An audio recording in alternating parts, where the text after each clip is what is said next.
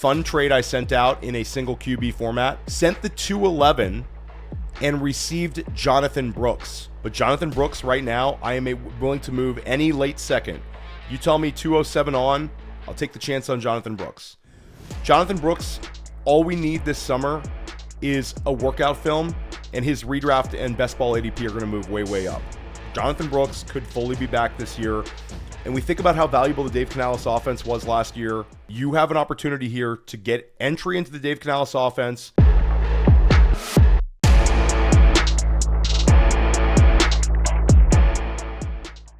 Redraft ends, but Dynasty is life. I'm Theo Gremminger. We are like in the peak of Dynasty season.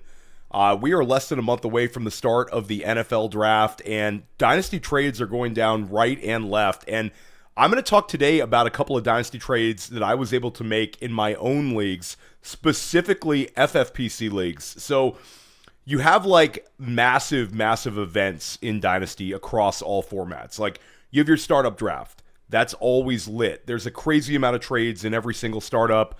If you're in a league that doesn't have trades during startups, it's probably time to maybe look for a new league, because it's kind of weird if people aren't trying to move around unless you have specific like stay on the clock rules, but those are kind of weird too. So want to see activity in a league during a startup draft. The other big time for trades is always rookie drafts, like the actual rookie draft, where a lot of us have 6-hour clocks to make the pick. Some leagues have shorter time windows, but certainly when you're OTC on the clock, it's a great opportunity to move a pick. It's a great opportunity for managers to sort of talk to one another. Then you've got some other times where this is the controversial one. People don't like this one, but Dynasty trade deadlines, where some leagues have trade deadlines, some leagues don't. That's an entire show to talk about. I'm sure the fellas over at Dynasty Points might say that's ridiculous. Don't ever have a Dynasty trade deadline. There's also some people that'll say, you know, it makes for a civil league to have maybe the cutoff is like 2 weeks before the playoffs. Some little cutoff where the Dynasty trade stops. So whatever side of the fence you're on, doesn't really matter, okay? But that's another time period where you see a lot of activity.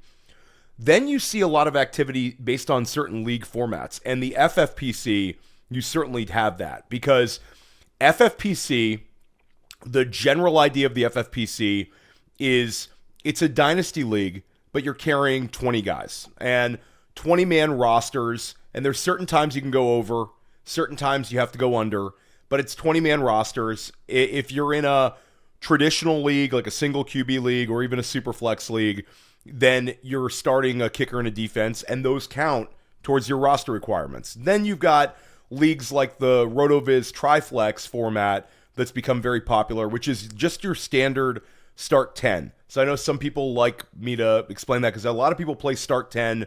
Start 10 in FFPC is called the Triflex. So it's like you have in most of your start 10s. It's super flex with 3 wide receivers and then additional flex spots. So the FFPC has cutdown days where the rosters trim, and it's a time period where they go down, and then you're allowed to sort of increase it again through trades. But most people, once you get to the magic number, sort of sit about still until the rookie draft. So the number goes down to 16. In the FFPC, this creates a massive, massive trade window. The biggest cutdown trade, and there's multiple cutdown days of the year. There's 2 of them, usually in most of these formats, where the rosters trim down to 20. So you'll see another 20-man cut down at some point in the future, right around the time we get to the NFL season. Basically, you have an opportunity to add a bunch of rookies in your rookie draft, and the rosters go crazy, and then you got to trim it down again. But by far, the most active cut down day is March 31st. March 31st, you have to get your rosters down to 16 players, and this is all the formats. This is Triflex, where you're going to start 10. This is single QB, old school leagues like some of you disrespect, some of you love, and I still talk about them because I still play single QB too. I play all these formats. So you have to get down to 16 players, and you've been carrying a roster that's larger, at least 20 players for most of you. So I wrote an article over at fantasypoints.com breaking down a number of these trades. I'm going to do it right here as well on Dynasty Life. And you can go read the article. I'll put it in the description on YouTube. And if you're listening to the podcast, just go over and type my name in. on Fantasy Points, and you can find my articles. I'm up to almost 75 articles for Fantasy Points. Like, a lot of articles there that I'm writing, but the Dynasty ones are always a lot of fun, and this article was a great one. But I'm going to break down some of these trades, some of the strategy. So the idea of getting down to 16 players, including your kicker and your defense, is insane. And if you're a manager who has been carrying a ton of talent, like you've hit on a couple of these waiver wire guys, maybe you were able to pick up a Parker Washington on waivers this year, some other meaningful waiver pickups. Maybe you were able to trade for a beneficial 2-for-1 trade where I picked up 2 guys for 1 guy earlier in the year. Maybe I moved a rookie pick because I was chasing that title. And this past year, for me, was a very successful one in the FFPC. And I'm hoping my Dynasty Life listeners who play FFPC also ran pure this year. So I had a couple of rosters that were super challenging to cut down. And this is some of the strategy that I had. Also, I've had rosters that are on the flip side. The roster needs improvement. And I maybe don't have 16 guys that I'm dead set on keeping.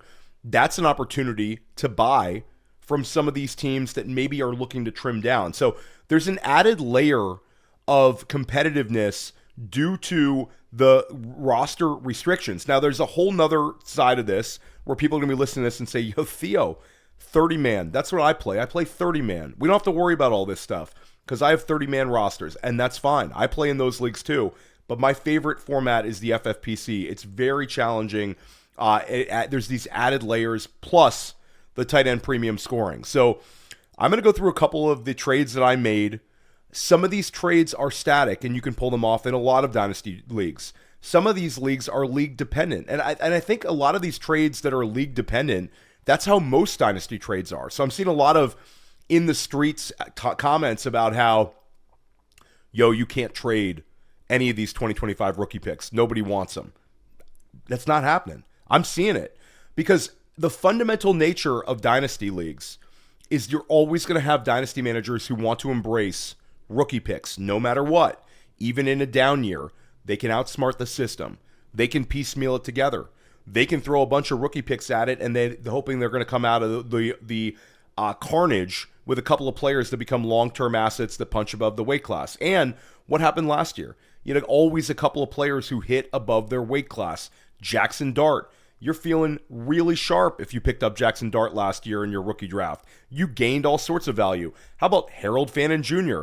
You pick him up, you gained all sorts of value. Colston Loveland, you gained all sorts of value. He was going towards the tail end, the back half of rookie drafts, even in single format. You were able to get him a little bit later, and he was certainly going behind Tyler Warren in all of these, and he's sort of a force of nature right now in terms of his Dynasty trade value. So people are loose, and people want to get rookie picks, and maybe somebody on another podcast you're listening to is telling you it's impossible. Well, it is not. We have tangible proof of this. So if you want to get rid of your rookie picks and you're one of these people that's fading this class, there are opportunities for you, but you have to work at it. FFPC, a lot of the deals to get done here involve rookie draft picks. And you know it, I know it, doesn't even need discussing. 2027 picks right now are gold. People are treating 2027 picks like they are the most unobtainable asset in Dynasty. And for good reason. It's a deep quarterback class, and you got Jeremiah Smith, and you got a couple of stud running backs. Guys like Justice Haynes, who we were hoping would come out of Michigan, who actually transferred to Georgia Tech. We were hoping he'd come out for this class. He went back and transferred. And now he's, by some people's rankings, like the RB6, RB7. So he would have been higher than that in this class. So just to show you, the one position where this class, I think, has it over next year, and people are going to push back on this one, it's probably tight end. Because I think Kenyon Siddiqui is really high.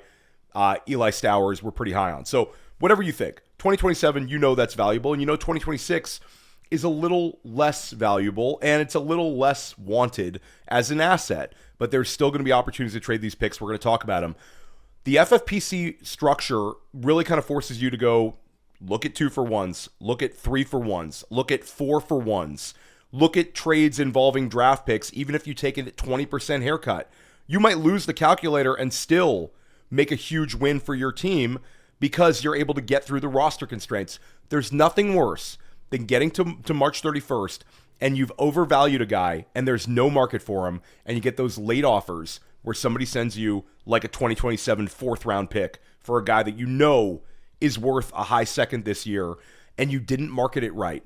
And you see some managers just throw the towel in and say, forget it. I'm not even making the trade. I'm not going to go. This guy gets cut. That's on them. You have to be active if you're going to play in these formats. And the number one thing in every dynasty league, every single fantasy league is know your rules. So going to talk about a couple of the trades that I made in this league, in a bunch of leagues. And this is not all of them. I've even made trades since I dropped this article. I am active this time of year, and I hope you are too. So the first league I'm going to talk about, really, really fun league where I've sort of worked my way up in this league. It's a big, pretty high, it's a very high stakes league. It's $750 a year entry fee. For FFPC leagues, that's up there. So you can play in a $77 league on FFPC. You can play in a $5,000 league in FFPC. So $750 is towards the top. There's $2,500 leagues, there's $1,250 leagues, and then there's $750 leagues. So $750 would be the fourth highest entry fee. I've done pretty well in this level of entry fee, and this is a team that I've been trying to shape, and I keep adding good players to it. And when I say good players, it's guys that are really valuable to a dynasty roster, but not true difference makers. So this team last year was winning, doing well, like many teams that are sort of in the mix. Didn't work out perfectly. This team ended up becoming, I believe this was the third seed, so I don't get the bye, and then I end up finishing fourth in the playoffs. So it's real tilting. You get paid out in the regular season in FFPC, you end up getting paid out for your for the top two. So I missed out on the money in the top two, and it's a nice little payday in the regular season. And then obviously I missed out on the money in the playoffs, and it was a very frustrating time. And I have all these assets on this team. So with this team, I had to trim down my rosters, and with this team, I was looking to make a splash. So I was able to make 3 trades in 13 days that have reshaped my team and made it into a very top-heavy but very, very dangerous team. So this team has Caleb Williams at quarterback. That's sort of set it and forget it.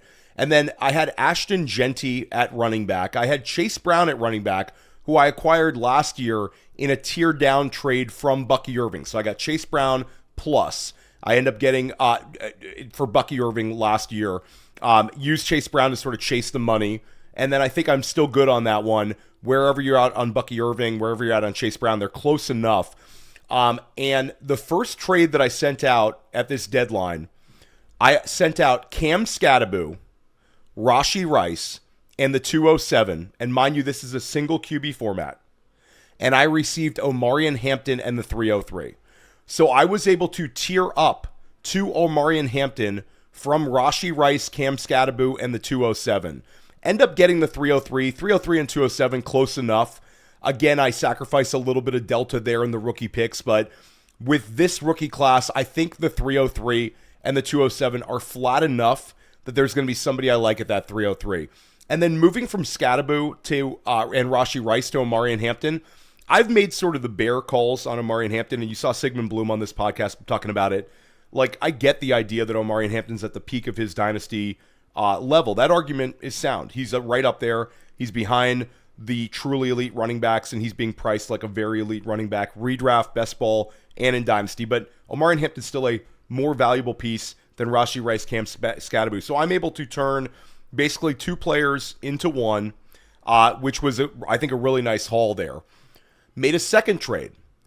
I trade Rome Odunze, the 108, the 308, and I receive Chris Olave and the 209. Okay, so it's another trade where I send draft picks, and I basically tier down draft pick-wise. I go from the 108 down to the 209, a clear drop, but 108 could cost me this year in this format, a single QB format. It could end up costing me a running back who landed really well. And if it's Jadarian Price to Seattle, I think he probably goes higher. If it's Mike Washington to a good team, I don't think that's going to kill me. Denzel Boston lands really well. Maybe this is the pick for him. But I think right now, Sadiq and KC Concepcion, the way FFPC Dynasty managers are treating it, these guys are a little bit ahead. This could be Omar Cooper. He could land really well. So maybe I missed out on an Omar Cooper. But I get Chris Olave. And a lot of Rome Odunze right now is still theoretical. Rome Odunze could hit huge, and this could look stupid on my part. Chris Olave, of course, has the concussion worries. But I look at Chris Olave as a foundational piece to my roster now, and a guy that I'm really happy to get. Could Chris Olave lead the NFL in targets next year? I don't think it's a non-zero chance on that. If he stays healthy, the Saints offense takes off a little bit. He had a career high in targets last year. Could he become a 180 target guy this year? Could he? Maybe he could. And I view Olave as a real foundational piece. This team also has Jaxson, Smith, and Jigba. So now my wide receivers are JSN and Chris Olave. I move off of Odunze. So far, keeping track, I have moved off of Cam Scatterbu, Rashee Rice, and Rome Odunze, and the 108, and I basically turned that into the 209, Omarion Hampton, and Chris Olave, and the 303. Okay? And if you look at the article, it's got a nice visual. This is the final deal. And I kept going with this. I made the 2 trades, but I still have roster concerns. And there was a team in my league sitting on Brock Bowers and Harold Fannin Jr. And if you played FFPC ever, you understand it's a 1.5 tight end premium. So these sort of guys are very valuable. Bowers doesn't need explaining.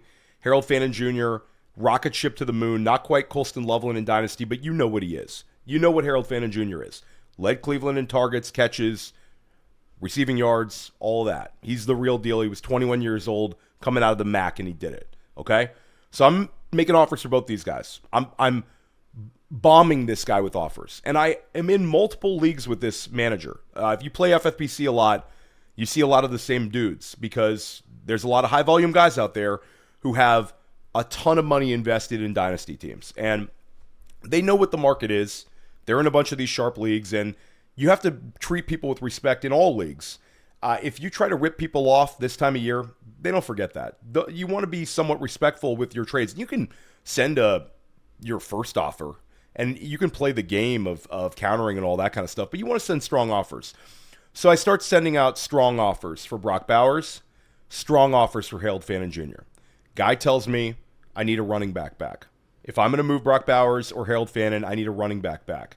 This guy, his roster again was not the best, but had some really premium assets in it. This is the opportunity for me to trade a 3-for-1, a 4-for-1. So I start dropping offers on him. I start dropping offers, respectable offers in different ways. Some of them were rookie pick focused. Some of them were player focused. Some of them were different running backs on my roster. And I eventually pull off a big trade here. I send Omarion Hampton, Sam Laporta, Jordan Addison, the 407, the 408, and a 2027 fourth. So 3 fourth-round picks. And I received back Brock Bowers. So this manager obviously liked the fourth rounders. Some of you were like, what are you doing with the fourth rounders? To each his own. To each his own. In an FFPC league, the fourth rounders are not just the rookies because the players that are cut become part of the mix.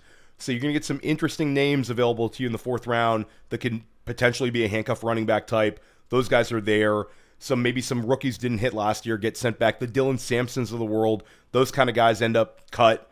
They end up in the mix here in these fourth rounds. Some of the Terrence Fergusons might go in the third round, the fourth round. They might have gotten cut. So the shallow nature of the FFPC creates interesting rookie value picks because, again, your rookie draft is the rookies and the dudes out there. So for me, I end up walking away in this league with Brock Bowers, Chris Olave, and then I end up with a couple of these other picks. Now, my roster now is looking pretty good. Caleb Williams at quarterback, Ashton Genty at running back, Chase Brown at running back, Brock Bowers at tight end, Jaxson Smith and Jigba at wide receiver, Chris Olave at wide receiver, and then the flex is going to be an interesting decision every week. Flex, I have Michael Wilson. Hopefully he can retain that value. I think he's going to be good. I've acquired him in a couple of leagues. Not trades I'm going to talk about here, but like less big trades. But I acquired some Michael Wilson. I held on to some Michael Wilson shares. Ramondre Stevenson. So, would I like to see Travion Henderson break through for my Henderson shares? Sure. But Mondre's still there. Then guys like Jacoby Myers, Jaden Higgins, Rashad White, if he survives the draft, could be interesting. Travis Kelce. So again, this makes my team is not as balanced top to bottom. Maybe my flexes don't look as good, but I have weapons of mass destruction. I have Ashton Genty. I have Brock Bowers. I guess I'm a Raiders fan with this team. I have Jaxson Smith-Njigba, who might be that guy this year. Chase Brown, what is going to happen to Chase Brown right now? I mean, I've seen the doom scenario that Jeremiah Love falls to 10, but that's not going to happen. That's not going to happen. That can't happen to us, Chase Brown managers. Dynasty's not cruel enough to do that to us, is it? And then you've got a bunch of these other guys on this team like Chris Olave. So I'm feeling really good about this team, but it just goes to show you being active. 3 trades, 13 days, reshape the team for next year. All right, so keeping it going, I broke that league down kind of in mass. I'll do the rest of them quicker. Another team where I needed to tear down. This team needed a boost, and this was a team where I won it. You've had teams like this where I won it like 3 years ago, and it's been finishing in the money, but not the real money for 2 straight years. But it's one of those teams that it really doesn't sink to bottom because it's been a Derrick Henry team, and Derrick Henry just sort of is there. This year ended up being in the money probably because of Derrick Henry, because in the playoffs he went crazy in those last 2 weeks. But this year it was like this team, I really needed a kick, where this team needed a boost. And this team was another single QB format one. So this is a classic tier down trade, where I end up getting more players for one big asset. And this one had a little bit of context, but I was able to reshape the roster here and take on a number of players and sort of trim off some guys that I didn't really care about keeping through the cuts and maybe become a little bit more balanced team here. I love the value I got here. I send Amon-Ra St. Brown, who's a player I'm a huge fan of. I'm not a moron. I think Amon-Ra St. Brown is amazing, and I think he's still a tremendous player. But I was able to tear down from him and get a big haul. So I send Amon-Ra St. Brown. I get back George Pickens, Kyron Williams, Blake Corum. And then to balance the trade, I send along with Amon-Ra the 108, a 2027 third. And I get back with Pickens, Kyron Williams, Blake Corum, I get the 111.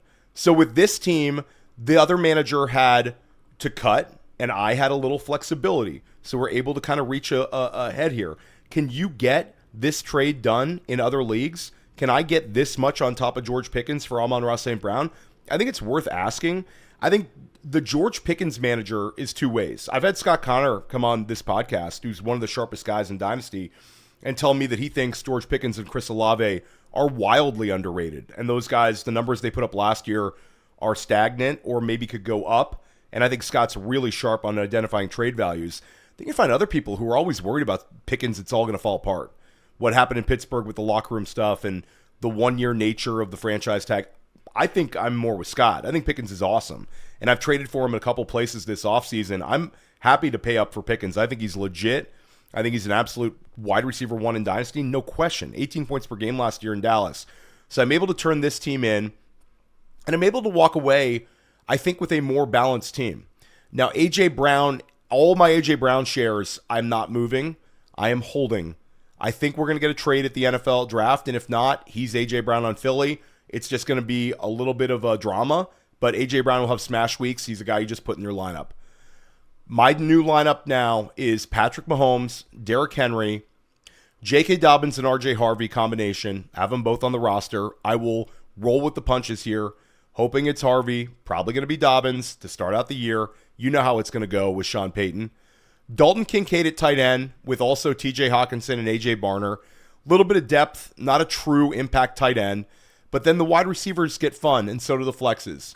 Devonta Smith at wide receiver, George Pickens at wide receiver, AJ Brown at wide receiver, Kyron Williams in the flex. So that was a good one.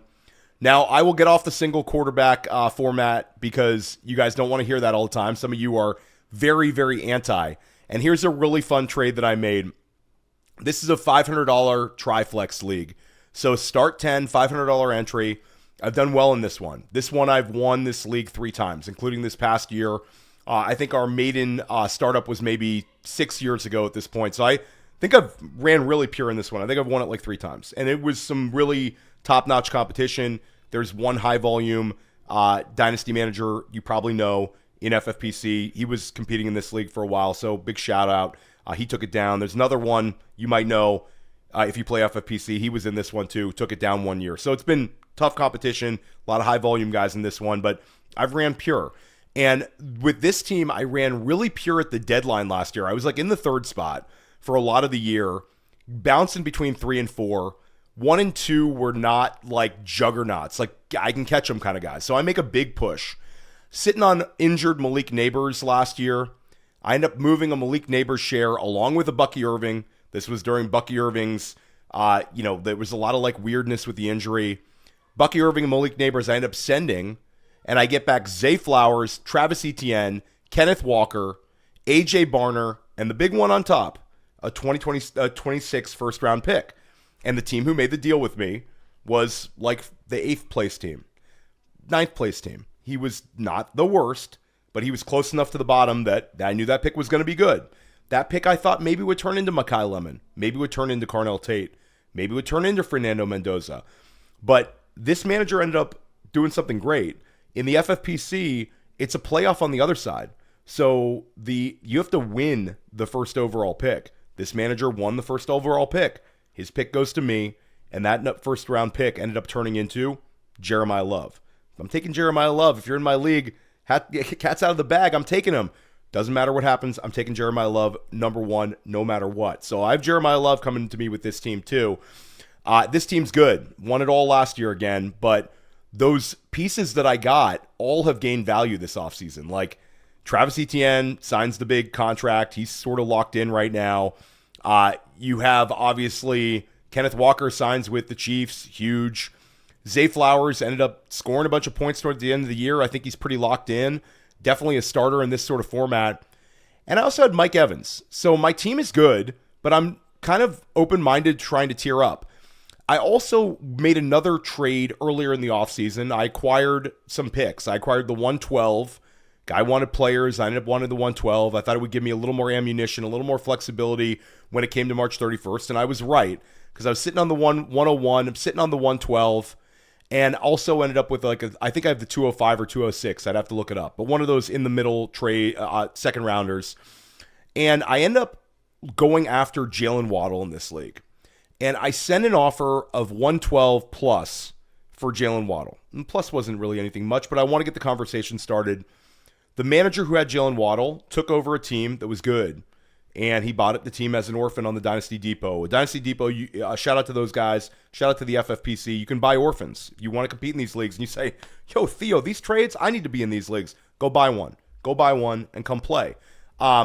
Look for my team. My team's always called Gremminger. No hiding. So you'll see me, if I'm in your league, I'm Gremminger. That's my team name, always. Redraft, we get some fun team names, but for Dynasty, I'm always Gremminger. And this league, I end up making this trade. I get the 112. I have another second. So I have a little ammunition here. 112 I'm not in love with right now in any format. So I've been shopping my 112s and end up offering the 112 for Jaylen Waddle. This manager quickly counters me. He wants Mike Evans and the 112 for Jaylen Waddle. I said, sure, let's do it. It's a good counter. I want to do business with this manager in the future. I end up making the deal. So I end up getting Jaylen Waddle for Mike Evans and the 112. It shows you that the tier up idea, this manager getting in their head, says, I have a good roster. Mike Evans on San Francisco, boom. I just got this year's Davante Adams. Same thing Davante did last year in LA. That's what Mike Evans going to do. Theo's getting rid of him. You can take my Jaylen Waddle. I see Jaylen Waddle right now. Jaylen Waddle, I have him wide receiver 24. I see where he's going on underdog. I see where he's going over in the FFPC early redraft streets. And, Jaylen Waddle, he's going to have to compete with Cortland Sutton anyway. So basically, I got a better wide receiver this year, and I get the 112. But I don't think like that. My thoughts on Jaylen Waddle is I think this is a great landing spot for him. I think Jaylen Waddle is a huge tier up for me. I think Jaylen Waddle is better than anyone I would get at the 112, even if I ran pure. Now, maybe there's a chance that somebody at the 112 ends up hitting better than Waddle, but I have Waddle in a window in Denver. Just gave up a first rounder for him. They just gave up a third and a fourth. Or excuse me, a fourth and a fifth. So Jaylen Waddle, they gave up an absolute fortune for. And now I have him on my team. And I view Jaylen Waddle as a much better asset than the 112. And I view Mike Evans as a player who could hit huge this year. Davante Adams last year. Davante Adams in LA. But then you always have in the back of your mind, Could it be a Julio Jones in Tennessee thing? Probably not. Mike Evans looked awesome last year. But when you're 32 years old, sometimes the wheels fall off. I don't think it's going to happen with Mike Evans, but even if Mike Evans ends up hitting this year, the 2-year window of Jaylen Waddle versus Mike Evans, who scores more over the next 2 years? Jaylen Waddle's going to score more because the older you get, the hit rates get worse. Mike Evans is not going to be 35 years old out there crushing it. This year he could get me, but I will take Jaylen Waddle over the course with this one based on what Denver paid for him. We've already seen Courtland Sutton finish as a wide receiver 1 with Bo Nix as a rookie. Jaylen Waddle, I think, will be heavily featured. I think he should be treated more like a wide receiver 15 than some people treating him like a wide receiver 24. And now my roster is looking really good. This team is loaded. This team is like, come at me. Let's see what you can do. I got Patrick Mahomes as my quarterback locked in. My other 2 quarterbacks, Sam Darnold, Malik Willis, good enough in a super flex format to get by. Chance Malik Willis rushes for a lot of yards. Chance Sam Darnold throws for a lot of touchdown passes. So I have an opportunity there. Running backs, Kenneth Walker, Chase Brown again, Mark Andrews at tight end. Tight end's a little rough here. I have Mark Andrews and A.J. Barner. I would love to improve that position. This league's been a little tight with tight ends, so I'll see what I can do. Wide receivers get fun. Zay Flowers, Jaylen Waddle, Puka Nacua, get better Puka Nacua, and Lad McConkey, Parker Washington. So I got 5 wide receivers I think are good. I've got a ton of running backs. Oh, and then my flex spot's pretty good here. Travis Etienne, and then that Jeremiah Love guy I think is going to be pretty good. And then I also have Javonte Williams off the bench. So I have another really good flex. And I mentioned Lad McConkey off the bench because I think Jaylen Waddle might outscore him this year. And I know that Lad McConkey's going ahead of him in best ball and all that. And you might say, Theo, you're wrong, man. Mike McDaniel, Lad McConkey, you're wrong. But I like Jaylen Waddle. I think he's good. That's a fun trade. Another trade I'll point out is how we manipulate the market is a lot of times in Dynasty, guys can be buys, and a lot of times guys can be sells. Alec Pierce is a great example. One league I had where I end up moving Alec Pierce, Bashal Tutin, the 112. This is another team that won it all. So I moved Pierce, Bashal Tutin, and the 112. And I end up receiving Zay Flowers and the 109. So I basically tiered up from Alec Pierce and Bashal Tutin to Zay Flowers. And I was able to improve my draft pick doing so. So I was able to move Alec Pierce in one league. Then I had another, and that was a league where my team won it all last year. This team has Bijan Robinson and Jamar Chase and some amazing pieces. I'm going to be right in the mix this year. And Zay Flowers helps me more than Bashal Tutin and Alec Pierce. And I get the added bonus that I move from 112 to 109. By the time we get to the NFL draft, a lot of people are saying that doesn't matter, Theo. Doesn't matter. 112 and 109. I don't like them either. But by the time we get to the NFL draft, 109 I think will matter more than the 112 because it gives me a little more flexibility if I'm looking to move up or the guy on the clock I'm going to take. And then in that same breath on another team where the team was not as good, I still tiered up, but I tiered up from Jaden Higgins and Juwan Johnson to Alec Pierce, which to me was an absolute steal. The way some managers are treating Alec Pierce right now is absolutely a player you should look to kick the tires on. So just goes to show you there's some arbitrage there. I'm able to buy and sell Alec Pierce depending on the team context, and the price is right in both leagues. So I end up getting Zay Flowers, player that I have ranked ahead of Alec Pierce, and I value more than Alec Pierce. But then I'm able to get Alec Pierce for a song, basically with Juwan Johnson, a guy who might lose some value during the NFL draft. Saints take anybody. They take another tight end. They take, of course, a wide receiver. Then Juwan Johnson's targets are going to go down a little bit. And Jaden Higgins, I like him. You like him. Brett Whitefield likes him. But it's still theoretical, the Jaden Higgins huge year 2 breakout. He's good. But there's going to be other mouths to feed in Houston. And he is going to be the wide receiver 2 to Nico Collins. Jalen Noel also going to get an increased role this year. Dalton Schultz still in the mix. You get it. You get it. So that's just a tier up, tier down. I talked about that one in the article. I had a ton of other ones. I'm not going to cover them all. One player that I was able to acquire, fun trade I sent out in a single QB format, sent the 211 and received Jonathan Brooks. And I've tried for more Jonathan Brooks. But Jonathan Brooks right now, I am willing to move any late second. You tell me 207 on, I'll take the chance on Jonathan Brooks. Jonathan Brooks, all we need this summer is a workout film, and his redraft and best ball ADP are going to move way, way up. Jonathan Brooks could fully be back this year. And we think about how valuable the Dave Canales offense was last year. you have an opportunity here to get entry into the Dave Canales offense. The only impediment is Chuba Hubbard. Chuba Hubbard has had great moments playing in this offense. But Jonathan Brooks, if he comes back and he's 95% of what we saw from Jonathan Brooks at Texas, and we have some real rebound, like some people are insinuating in Carolina, some ex-players, some beat reporters, Dave Canales sort of saying nice things about Jonathan Brooks, I'm willing to do that. So that was another trade. I was able to get down right near the deadline with that one. Talked about the arbitrage play. Talk about another trade I made in a Triflex format. Triflex, I was able to get a really nice return. And again, it's a start 10, another 112. I move the 112, and I get Christian Watson. So in a start 10, I'm able to get Christian Watson for the 112. And I think this is the level of player. This manager offered me DJ Moore for the 112. And I have some DJ Moore, but I want to swing for the fences here. Start 3 wide receiver format. I want to go with the boom. I'm going Christian Watson. DJ Moore could outscore him this year, but I'm going to bet on Watson. I think it's Watson. I think Watson, if he stays healthy, might be it this year in Green Bay. I think Watson might have an awesome year. I'm able to get Christian Watson for the 112. So in this league, it was a really nice move because I was very shallow at the wide receivers, and it's not a format you want to be shallow at the wide receiver for.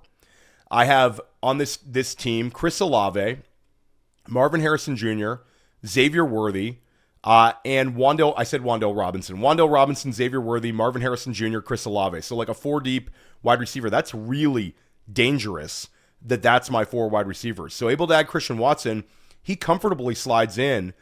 I also turned down a trade in this league where I don't know, let me know in the comments, but I turned it down. It seemed too light. But I was offered the 109 and the 209 for Marvin Harrison Jr. Couldn't do it. I just think it's going to be worth more. And again, you got to ride the wave with Marvin Harrison Jr. But that 109 was not good enough to pull that trigger. I was also, that was another wide receiver roster context thing. Now, if it was the 106, I'm probably doing it. I'm thinking about doing it. Let me know in the comments if that's stupid. I have a couple Marvin Harrison Jr. shares. I am hoping that there is a chance for him to return value this year, but I am worried that is what he is. So we can talk about that on another show, but that was a trade I sort of turned down. I was also with this team able to get J.K. Dobbins for a 2027 third-round pick, which I thought was good value considering it was another R.J. Harvey team I had. So I traded a few R.J. Harvey shares, and on my R.J. Harvey teams, I've been able to add J.K. Dobbins. Another little thing I'm going to do this year. I'm going to bet on this Denver Broncos backfield. I think it's a good double bet. It's sort of the Blake Corum, Kyron Williams. I feel more comfortable with my dynasty rosters when I'm able to add direct handcuffs. And with Denver, it's as simple as if one goes down, the other plays. And with J.K. Dobbins, he might be the same as J.K. Dobbins last year, where he had all those 15-point games to start out the year. So that was a fun one. Couple other trades I was able to make. I will pull up another fun one. Shout out to everybody watching on the YouTube channel. We are hitting a number of subscribers here. They keep going up. Really appreciate you supporting our content. Okay, so here's one. They said that it was impossible to trade for Jaxson Smith-Njigba in Dynasty. They lied because I did it. I traded for JSN. This is another eye of the beholder trade where I told this trade to some people and they said, Theo, this is theft. I told some other people this trade and they said, no, I get it. I get why the other manager took this one. But this is a team that last year was like second or third. The year before won it all. I made another trade earlier this offseason, 2 of them. I traded T. Higgins for Breece Hall. And I was hoping that things would come to a close and he would end up elsewhere. Would I have redone that trade over? Probably not. I probably would have preferred T. Higgins. But anyway, I made the trade. I took a shot. I lost. And it's not like I lost with some bum. I ended up with Breece Hall. He's still a valuable player, but he's a valuable player on an offense that's not going to be the best in football. Let's be honest. I mean, shout out to my fellow Long Islanders, but the Jets they're not going to be there. I think with Geno, they're going to be a little bit better. Maybe bottom 10 though still, with a chance for worse. So I'm able to trade Breece Hall. Oh, well, I'll add a little context, okay? So I traded the T. Higgins, Breece Hall trade earlier in the year. Just a little small one, little roster one. Then I had another offer where I had Rashee Rice, and this manager buys an orphan and comes in hot. Sends me an offer of a 2026 second, a 2027 first, a 2027 second, a 2027 third, and Jacoby Myers for Rashee Rice. And I said, you want them? You got them. So I get the 2027 first on top of all those picks. I think that was a good trade. I like Rashee Rice. I got plenty of Rashee Rice still, but I think that's a nice cash out to get all those picks. So I'm sitting on these picks. I'm still sitting on a ton of good running backs on this team. This team, again, had Breece Hall. This team has James Cook. This team has Saquon Barkley. This team has a bunch of Devon Achans on this team. So it's a loaded running back roster. And in a start two flexes and 2 running backs, you can start all 4 of them in the FFPC. So I was rolling with it. So I make a couple of big offers, trying to get some, top of the food chain, true alpha types for my roster. In this league, I was able to send Breece Hall with his handcuffed Braylon Allen, who I still had rostered. Probably would have had to maybe get sent to the cuts if I didn't. CeeDee Lamb, a 2027 third, and I received back Jaxson Smith-Njigba and a 2027 fourth. So I'll say that again. Breece Hall, CeeDee Lamb, Braylon Allen, 2027 third, and I get back JSN and a 2027 fourth. So, come on. I get JSN. And I'm willing to do that. I get Younger off of CeeDee Lamb. So CeeDee Lamb still is a baller. CeeDee Lamb still is being appropriately drafted. I get the CeeDee Lamb over George Pickens arguments all day. I understand them. CeeDee Lamb has been a wide receiver 1. CeeDee Lamb still last year, even with Pickens running pure and Lamb being banged up, still averages nearly 15 points per game. But we can all agree at this point, even the biggest CeeDee Lamb truther, and even the biggest Clint Kubiak was the man, and Seattle's going to regress without him, can agree that JSN is a tier above CeeDee Lamb right now. At least, let me know in the comments if I'm wrong on that one. But JSN Younger just came off of a phenomenal year, and wheels are up for him to do it again. So we're right there, okay? Then Breece Hall and Braylon Allen, because of the nature of this team, the trade made sense. I am not stuck at running back. I have plenty of running backs on this team. So right now, my starting lineup on this team, Dak Prescott, Devon Achane, James Cook. Tight end, I have a couple of interesting players. Oronde Gadsden, I would say, is probably the leader at tight end for me here. Then I also have Jacoby Myers, Saquon Barkley, Jaylen Waddle, Jaxson Smith-Njigba. I mean, this team's pretty good. Have a bunch of guys off the bench that are also decent. So this team we're going to keep an eye on. Jake Ferguson's also on this team, so Oronde Gadsden / Ferguson. Really, really fun team right there. I made a bunch of these other trades. I'll give you a bonus one that I made actually today before recording. Get through cuts, FFPC cuts, and now I'm able to sort of take on players. So I'm at 16. This is a league where I'm really good. My team is awesome. And I'm sitting here. I actually acquired the 111. My 112 had gotten traded during the year. I ended up winning the title, so it was whatever. But I acquired the 111 in another deal, and I moved it. The 111, 2027 third, and I get Tucker Kraft. So these trades still exist. So they're still happening, despite tight end premium, despite people hating on the 111 and the 112 on every podcast. There are still managers that are going to want it. That was a really fun trade, and I got it done today. Maybe 1 or 2 more trades. I hope that people are enjoying this. Let me know in the comments if you don't want to hear about the trades I'm making. I won't cover them because I want you guys to love every Dynasty Life episode, but I think it's a good process. I like listening to smart people that I respect talk about the trades they made because it kind of sparks my mind. Shout out to Sean Siegel over the years. He's kind of done this, and I've always enjoyed hearing the process. So I'm going to continue to do this once in a while. People really enjoy the articles about this, but I don't know if it comes off well on a podcast. So let me know in the comments, yo, Theo, a little too much. But I think a lot of the players I'm talking about acquiring are obviously guys that I consider dynasty trade targets.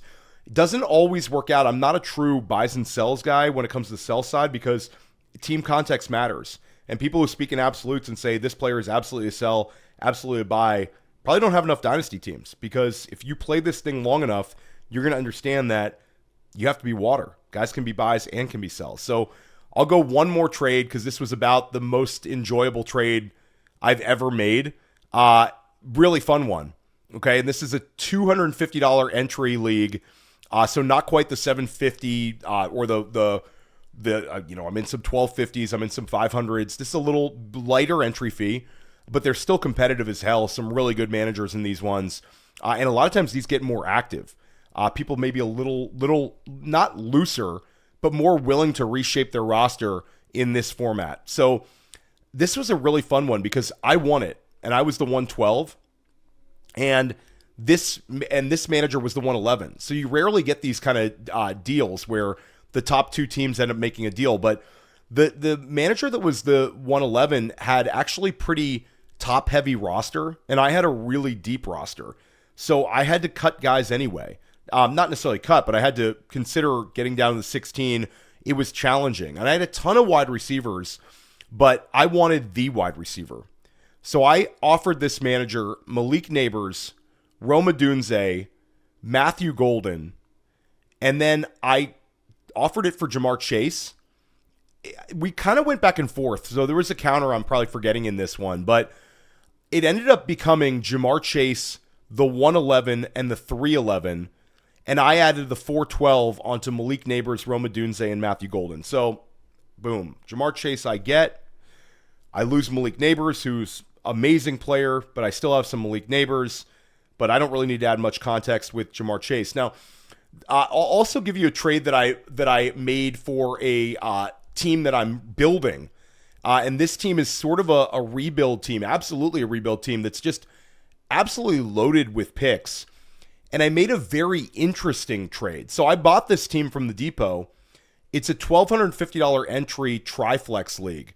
And when I say that I have a lot of picks, I mean I have so many picks that I almost don't want all my picks. I'm going to end up having to trade them for players, but I'm going to take the calculated gamble with this one that I might need these picks. So I made a couple of trades in this league when I first took it over, but the most interesting, just to give context to when people say, yo, like, I have a lot of picks. No, like, I really have too many picks in this team. I have 2nd overall, I have 3rd overall, I have 7th overall, I have 11th overall in a Triflex format, so it's super flex. And then I have the 203, the 205, the 207, the 208, the 211, 212, and then I have 3 late thirds. So I have, like, a lot of rookie picks in a class where not everybody's trying to acquire rookie picks. And with this team, I made a really, really interesting trade. There's a very well-known, very high-stakes, high-volume manager who makes trades. Another guy. I'm not going to reveal any of these guys' names, but if you play FFPC, you're probably in a league with him.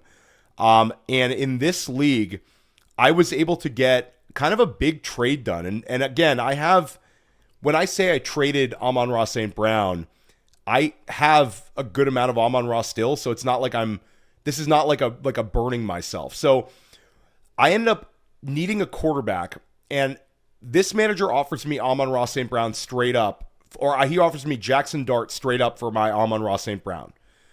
And with this team, I have Trevor Lawrence, the 102, the 103, and Tua Tagovailoa, and that's it in a super flex format. So Tua has like a small window here where maybe he wins the job in Atlanta, but that's certainly not a long-term planning for it. And again, my team is going to be young based on the fact that I have all these picks. So there's going to be a young part of my roster. I'm ending up with 6, 7 rookies on this team, even if I consolidate the rookie picks. So it'll be a young roster. This team also has Travion Henderson. This team has Brian Thomas Jr., a few other like younger guys that are heading into like year 2, year 3. So this manager has a bunch of quarterbacks, and I have no quarterbacks. I have one really in Trevor Lawrence, one foundational one, and then the 2nd and 3rd pick. So it's like, do I want to use the 2nd and 3rd pick on Mendoza? I'm open to it, but I also want to have the option of taking a wide receiver in those picks because, again, it's Triflex where you start 3 wide receivers. So he offers me Jaxson Dart straight up for Amon-Ra St. Brown. And I end up countering kind of an interesting counter here. I add in the 110 and the 303, and I had the other manager give me the 107, and then I ended up with the 211. So it's probably Amon-Ra St. Brown side on this one. I mean, Amon-Ra St. Brown in a start 3 wide receiver format, huge. And there's like Jaxson Dart with Matt Nagy. Is there a little bit of downside risk here?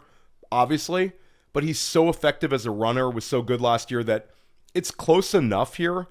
And then I'm able to turn the 110 into the 107. And I'm able to turn the 211 303 to the 211. And people are going to say, Theo, like, what? Like, that doesn't mean anything. 303, 211. But when you're OTC at the 211, there's a chance you can flip it for something more. There's always that guy that slides in the second round. That's anecdotal. Not every league, and I'm sure your league drafts perfectly in rookie drafts. But sometimes in my leagues, you get to the 210, 211, 212, there's a guy you're like, whoa, I would have taken him 204. I want to move into this spot. So I'm able to tier twice and get Jaxson Dart for Amon-Ra St. Brown. I think that's probably going to be the least popular trade that I made here. I think a lot of these came out well. And I'm not even sharing the full article, but it's a podcast. And I've been talking for 50 minutes myself because I'm so energized by this time of year. And I hope you are too. This is the year we're going to absolutely crush it. If you're a Dynasty Life listener, if you're a Fantasy Points Dynasty YouTube viewer, let's crush all our leagues this year. This is the year. This is the year. We're completely locked in here at Fantasy Points, and I'm sure you are too. We're not going to let the people tell us we can't find value in this rookie draft either. If you're in a rookie, you have in this draft, and you have rookie picks, let's maximize them. Let's take the correct players, and let's trade when we have opportunities to do it. And then let's also just crush it next year. And I can't wait for the NFL draft. I can't wait to cover it here. Brett Whitefield and I covering the entire NFL draft, day 1, day 2, right on Fantasy Points YouTube. We're going to be joined by Scott Barrett, joined by Ryan Heath, joined by Jacob Sanderson, Joe Dolan, Tom Brawley, and of course, John Hansen is going to join us for a nice long chunk. So we're going to give you the best possible fantasy football coverage of the 2026 NFL draft anywhere. And then as for my article, go to fantasypoints.com. It's free. There's no paywall on this one. You want a Fantasy Point subscription? I hope you do. But if you don't, this one's free. Go read it. Shout out to the FFPC. If you want to play against me in the FFPC, in Redraft, in Dynasty, or in Best Ball, use the code POINTS and you're going to get $25 back. And what's that mean? $25 back? But there's a $35 Best Ball contest right now that pays big money. And if I deposit $10 using the code POINTS and I'm a new subscriber to FFPC, then I'm going to get an entry into a $35 Best Ball tournament that I can win serious money with. Or just use your $25 to go buy a Dynasty Orphan. Use the code POINTS if you're new to the FFPC. Stick with us here at Dynasty Life all offseason long. We're going to help you crush your leagues this season. Have so many awesome guests planned for April, for May, for June. It's going to be awesome. We're going to get after it. And of course, we're going to help you crush your rookie drafts. We'll see you soon.